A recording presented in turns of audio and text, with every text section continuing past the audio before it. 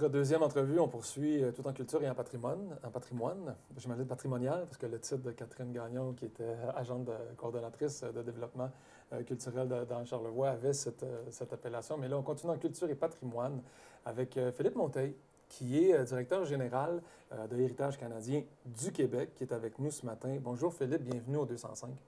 Bonjour Patrice, ça fait plaisir d'être là avec toi aujourd'hui.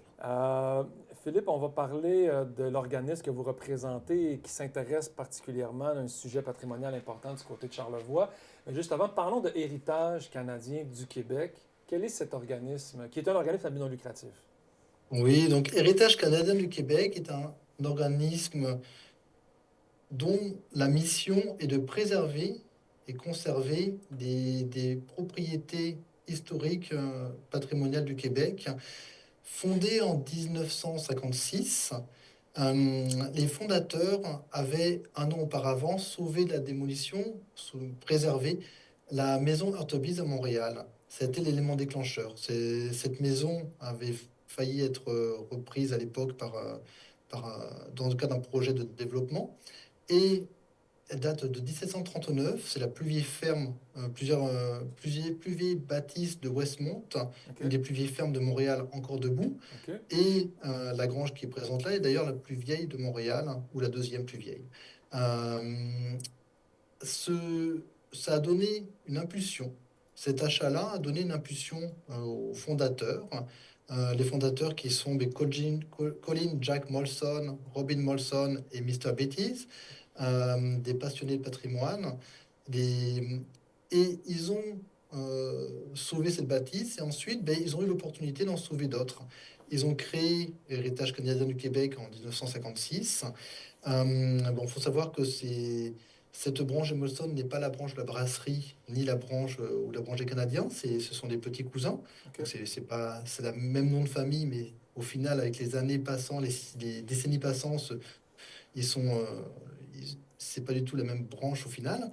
Euh, et donc, on est financé par des fondations et par des donations de nos membres. OK. Donc, plus on a de membres, plus on a de chances d'avoir des sous. Et ce qui nous permet d'entretenir et préserver nos propriétés. Aujourd'hui, on a plusieurs propriétés encore. Il faut savoir que 1956, il n'y avait pas de loi protégeant le patrimoine. Aujourd'hui, ces lois existent. OK. Donc, la mission même d'Héritage canadien du Québec doit évoluer aussi. On ne doit plus être que dans la préservation du patrimoine québécois, mais aussi dans la mise en valeur. Donc on axe là-dessus aujourd'hui. OK. Et on se recentre sur quelques propriétés comme la maison Heurtebise, comme le moulin des éboulements dans le Charlevoix, Oui. qui est le moulin seigneurial des éboulements, qui est une institution dans le Charlevoix. Nous avons également le site de Montjoly à Percé, ou encore le domaine de Saint-Vallier en au sud de Québec.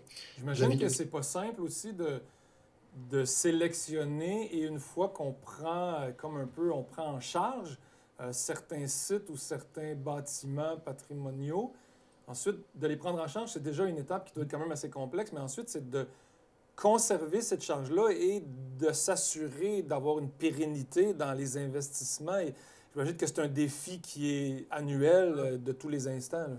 C'est un défi permanent et ça justifie aussi un certain recentrage. Nous avons dû rendre quelques propriétés, mais il faut les rendre bien. Euh, Aujourd'hui, c'est protégé, donc il y a quelques propriétés qu'on peut céder normalement sur le marché, on va dire, parce qu'elles sont protégées, donc on est tranquille sur leur préservation. Mais d'autres sont. Il y a tellement de valeur dans ces bâtisses. Je vais reprendre l'exemple aussi la maison de Sir John MacDonald et Lady MacDonald à Rivière-du-Loup. Bon, on ne va pas parler de Monsieur MacDonald ce matin, mais c'est un exemple même de maison de villégiature. C'était l'ancien Rivière-du-Loup, l'ancien lieu au final du gouvernement fédéral du temps de cet ancien Premier ministre. Cette maison, quand on la voit, on tombe en amour devant. Mais maintenant, c'est si j'ai personne pour m'aider à la préserver, comment on fait? Donc il faut trouver et il faut arriver à rendre à la communauté. L'idée, c'est ça, c'est rendre à la communauté après ces maisons-là. On l'a fait à Rivière-du-Loup avec le manoir Fraser. Manoir fraiseur pour les anglophones, mais Fraser parce que nous sommes Rivière-du-Loup. Et, Oui, oui, dans Charlevoix aussi, il y et, a, il y a le mot Fraser. cette maison-là, bon, on l'a rendue à la communauté parce que au final, il y avait un intérêt local de faire quelque chose avec et de continuer OK. la mission. Donc, souvent, vous êtes moteur d'une préservation pour ensuite dire on ne pourra pas, pendant 50 ans, subvenir à la survie de ce bâtiment ou de ce site patrimonial et vous invitez les communautés à trouver des moyens, des façons de trouver le financement pour pouvoir participer. Est-ce que c'est déjà arrivé dans l'histoire d'héritage canadien du Québec d'abandonner un lieu parce que et vous ne pouvez plus subvenir aux besoins financiers d'un endroit ou Non. même les communautés où vous êtes, quand vous vous engagez sur un lieu, là, j'entends que Ouais. ça continue et ça se poursuit. Exactement. Quand on se départit d'une propriété, c'est vraiment qu'on est sûr que la mission, que le pourquoi nous avons pris cette propriété en charge sera poursuivi. OK. J'ai Oui. envie, Nous sommes, j'ai envie de vous entendre sur le pourquoi on a voulu prendre en charge le moulin des éboulements, le moulin seigneurial. Dans ce cas-là, qu'est-ce qui s'est passé qui a amené à ce que Héritage canadien du Québec s'y intéresse? alors, ce moulin-là, il a une particularité, c'est déjà les propriétés que nous avons, c'est des propriétés que nous avons eues par la passion. Héritage canadien du Québec est aujourd'hui très bien connu dans le milieu et on peut récupérer des propriétés parce que des héritiers ne voudront plus les entretenir, n'auront pas les moyens et dire ben voilà, mais cette maison-là, elle est quand même magnifique, elle a une valeur historique, patrimoniale pour le Québec, pour la communauté locale, pour les municipalités. On ne peut pas la céder dans le privé à quelqu'un qui va la démolir. Ça ne marche pas. Est-ce que vous voulez vous en charger? C'est comme ça que on a eu quelques propriétés, comme à Saint-Vallier, le Mano Ramos, hein, et le domaine de Saint-Vallier. C'est des bâtisses qui sont uniques et sur des sites qui sont uniques également. Ensuite, le moulin d'éboulement pour retourner au Charlevoix, le, notre président actuel, John Molson, était enfant quand cette propriété a été je dirais, je ne sais pas si elle a été donnée ou vendue, j'en sais rien, donc je vais dire les deux, à Héritage canadien du Québec. Et Monsieur Molson était petit, enfant, et quand il a vu la propriété la première fois, il a dit à son père, mais pourquoi est-ce que on a acheté cette propriété? Pourquoi est-ce qu'on l'a pris? C'était une ruine. Aujourd'hui, ça a été restauré en 1993. Aujourd'hui, quand on visite le moulin de déboulement, il est parfaitement restauré. Mhm. Il est avec les mécanismes de l'époque qui ont été préservés et remis en place. Avec notre meunier actuel, Jean-Guy Tremblay, c'est un Mhm. descendant du bâtisseur initial du moulin. Le moulin a été bâti du temps du premier seigneur qui était Jean-François Tremblay. Euh, le premier meunier, c'était un Tremblay. Et Jean-Guy est né dans le moulin. A vécu dans le moulin. Son enfance, il est retourné en 93 pour aider à restaurer. Il y vit encore aujourd'hui. Et il produit encore la farine. Euh, Donc, en Jean-Guy 93, c'était quoi l'état du moulin, Philippe Monteil, au moment où Héritage est arrivé sur place? Donc, le moulin n'avait plus de fonctionnalité à ce moment-là? Non, le moulin ne fonctionnait plus. Le moulin était à moitié effondré. Et il y a eu tout un projet de restauration à l'époque et qui était en deux phases. Pour le 93, le moulin a été remis en fonction. Ça a OK. duré 3-4 ans à peu près, la OK. restauration. Et si vous visitez le moulin, vous verrez des photos de Jean-Guy, qui à l'époque avait une quarantaine d'années, euh, qui est en train de travailler dessus. Il a participé à la restauration par lui-même et également apporté toute sa connaissance, parce il est né là, il a vu son père faire. Et, et aujourd'hui, ben, le moulin doit poursuivre on doit poursuivre avec ce moulin-là. On doit continuer à faire la vente, à faire la production de farine. Mhm. Trouver d'ailleurs d'autres débouchés pour vendre notre farine dans le Charlevoix, parce qu'on veut que ça reste local. On veut que quelque part que la farine produite au moulin soit partie de la mise en valeur. Mhm. Quelque part, je dirais, plutôt que vendre la farine, je dirais mettre en valeur la production du moulin. On en est plus rendu là, on en est dans l'idée toujours de la passion. OK. Toujours dans l'envie de transmettre et que les gens sachent que ce moulin existe, viennent le visiter, sachent que la farine qui est produite là, elle est super bonne. Si vous faites Mhm. des crêpes avec, vous allez vous régaler. Mais ce que j'entends, Voilà, Philippe Monteil, c'est que, outre la préservation d'un patrimoine, vous vous investissez jusqu'à aider à la promotion, la diffusion de ce lieu-là, et tout même à fait. d'essayer de participer avec les intervenants locaux sur la suite de la mise en marche, jusqu'à essayer de comprendre comment on peut trouver une façon de vendre la farine à l'extérieur pour s'assurer de la production du moulin. Donc, votre implication va évidemment plus loin qu'une simple préservation, entre guillemets, là. Totalement, on a toute une grosse partie de mon travail et aussi la mise en valeur. La mise en valeur, c'est quoi? C'est que les gens du Charlevoix connaissent le moulin pour la plupart, mais viennent le visiter. Que Mhm. les Montréalais, quand ils vont en direction de Tadoussac, ben, s'arrêtent au moulin, viennent le visiter. Euh, c'est que les touristes étrangers également viennent le visiter. Mhm. C'est en 1790, il est encore, c'est le seul moulin au Québec qui fonctionne à eau, hiver comme été. Donc l'hiver dans Charlevoix, on s'entend qu'il y a de la glace. Voilà. Et c'est un moulin qui tourne à l'eau l'hiver, c'est pas toujours évident. Et vous êtes Euh, même en accompagnement d'une transition en ce moment. Ce que j'entends, c'est qu'il y a un meunier de l'extérieur qui semble intéressé à prendre le relais de M. Jean-Guy, qui est là, lui, depuis sa oui, tendre enfance. Vous mais participez même à la passation. C'est ça l'idée, c'est que Jean-Guy a une telle connaissance du moulin, une telle connaissance de l'environnement, que son savoir est essentiel, Mhm. fondamental. Jean-Guy a aujourd'hui 72 ou 73 ans. On va pas l'avoir pendant encore 10 ans. Mhm. Donc, Pas comme il va prendre sa meunier, en tout cas. retraite. Ouais, c'est ça, voilà, comme accompagnant, comme guide, pourquoi pas, s'il veut bien continuer comme ça. Mais comme meunier, à un moment donné, ben, aujourd'hui, Jean-Guy est quand même extrêmement capable de poursuivre son travail. Mhm. Si vous faites un bras de fer avec lui, je pense qu'il vous battra. Oui.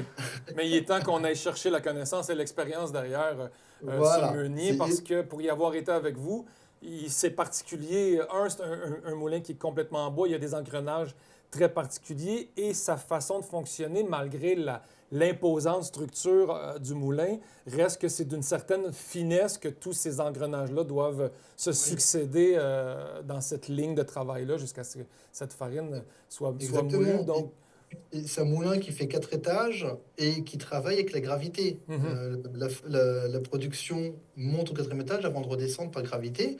C'est les moulins traditionnellement ont 3 étages, et lui il en a 4. Jean-Guy, si jamais il sent une odeur, il va arrêter de vous parler, il va aller voir ce qui se passe parce qu'il sent que les meules chauffent. Si jamais il entend un bruit, vous n'entendrez rien. Lui, il va l'entendre, il va savoir qu'il y a une mhm. courroie qui nécessite une surveillance. Et ça, cette connaissance-là, mais il n'y a que lui qui peut la transmettre. Mhm. Et là, on travaille en Donc, collaboration avec le Conseil du patrimoine vivant du Québec pour oui, essayer d'aller archiver cette expérience-là, cette connaissance-là et ce fonctionnement-là, qui, si je ne me trompe, est un des rares au Canada à fonctionner 4 saisons à l'année, sinon le seul, ouais, même, mais c'est pas le seul artisanal. Les artisanal. industriels, OK. forcément, doivent produire toute l'année, mais nous produisons entre 35, nous pouvons produire jusqu'à 55 tonnes par année, on en produit 35 à peu près. OK. Euh, c'est un tout petit moulin, franchement, en termes de production. L'idée de la production, c'est aussi maintenir le bâtiment. Tout est en bois. Si la route tourne pas, dans l'eau, ça va moisir. Mhm. Donc, il faut en Il faut qu'il permanence soit penser à en produire, mouvement. ne serait-ce que pour préserver. Donc, c'est un engrenage. S'il n'y a pas de production, la préservation ne marchera pas. Sans meunier, on retournera à l'état de ruine. Et donc, il y a l'idée de transmettre par des capsules vidéo, audio, et peut-être de présenter après de façon éducative également. Mais il y a aussi la transmission à un futur meunier. Et aujourd'hui, on n'est plus comme à l'époque, Jean-Guy, ça fait depuis 93 qu'il est meunier dans ce moulin pour Héritage canadien du Québec. 2 ans. Aujourd'hui, je ne suis pas sûr de retrouver un apprenti ou un futur meunier qui va rester aussi longtemps. Mhm. C'est la culture d'aujourd'hui qui est beaucoup Comment ça plus va un mobile. défi? Euh, Est-ce qu'on est inquiet, en terminant, est-ce qu'on est inquiet de la situation, ben, potentiellement de d'autres sites patrimoniaux au Québec et au Canada, mais est-ce qu'on est inquiet des moulins des éboulements ou on a bon espoir que encore pendant 50 ans, ce moulin-là tiendra Ben, la structure on ici? a bon espoir. L'année dernière, un article était paru assez négatif là-dessus. On avait fait ensuite une conférence sur place pour montrer que, en effet, ça va continuer. Il y a des solutions, il y a plusieurs solutions possibles. Si on a un apprenti meunier et un futur maître meunier qui prend le relais, ben, c'est parfait. On a d'autres solutions possibles, des partenariats. Il y a plusieurs idées possibles pour préserver ce moulin et le mettre en valeur. Mais maintenant, idéalement, il faudrait conserver également la production de la farine pour la mettre en valeur aussi. On peut le faire tourner simplement dans le cadre de visite, on peut le faire Mhm. tourner en On sous-traitance veut le via des maintenir gens actif. Ouais, voilà, ouais. on peut le maintenir actif, mais je trouve que ce serait dommage que on ne puisse pas mettre en valeur la production de cette farine, la Mhm. production faite par le moulin. Tout à fait. Vous êtes un peu Et en marge dans votre approche à l'heure de la robotisation et de l'intelligence artificielle. ouais, Ça reste un beau projet qui nous ramène à la base même de notre fonctionnement, là. C'est De impressionnant faire artisanalement de faire encore de manière aujourd'hui. artisanale ce fameux fait main. mm. Philippe Montagne, le temps glisse, on doit se quitter parce qu'on est en direct et Je pourrais continuer des heures en effet ben, encore. évidemment, et il y a de la matière. Puis juste en terminant, j'ai envie de vous entendre. Qu'est-ce qui vous anime, vous, à travers cette fonction-là chez Héritage canadien du Québec, foncièrement? Qu'est-ce qui vous passionne Mais dans cette aventure? ce qui me passionne, je dirais, c'est le, c'est que des gens de cœur. Et c'est les défis permanents. Un défi permanent, je reprends l'exemple du moulin. Pour moi, l'idéal, ça serait d'arriver à bâtir une association des Amis du Moulin, avec les gens des éboulements Mhm. de la Malbaie, de Baie-Saint-Paul, bâtir ce type d'association qui pourrait elle-même, après, mais supporter le moulin. Euh, il faut aussi, il y a des défis énormes. La production de la farine, comme on a parlé tout à l'heure, il faut l'assurer. Les visites, euh, la façon de développer la visibilité du moulin, c'est tout ce côté-là qui est quelque part mais proche du marketing, je dirais, mais de passionnés. Oui, oui. Et, et le problème du patrimoine aujourd'hui, c'est que les passionnés ont souvent 70 ans. 60 ans, 70 ans, et je suis désolé, j'ai bientôt 50, je suis passionné. Je connais des étudiants qui ont 20 ans, qui sont en patrimoine, qui sont passionnés. Mhm. Et pourquoi ces personnes-là, il n'y a pas de relation entre les, les anciens et les nouveaux. Mhm. C'est là qu'il y a un merge à faire, et c'est là qu'il y a tout un travail.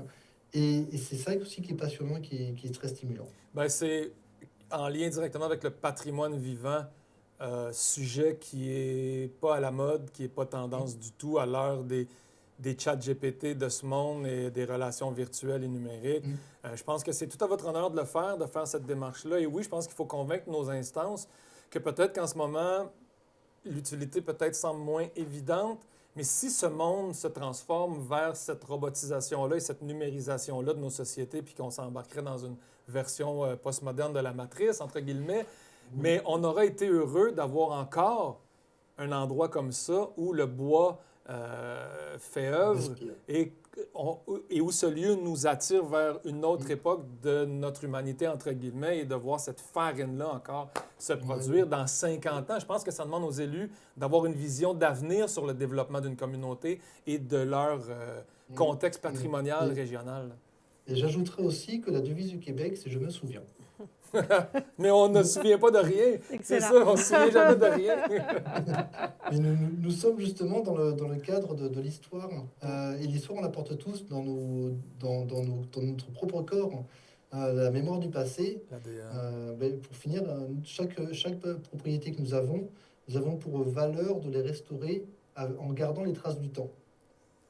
C'est, c'est, je pense qu'on en est en plein là-dedans. Si on veut préserver notre culture, si on veut préserver la spécificité de notre culture dans un monde qui devient de plus en plus rapide et Mhm. informatique, Et aussi pour l'Amérique du Nord, ben, on est un peu comme un village gaulois, je dirais.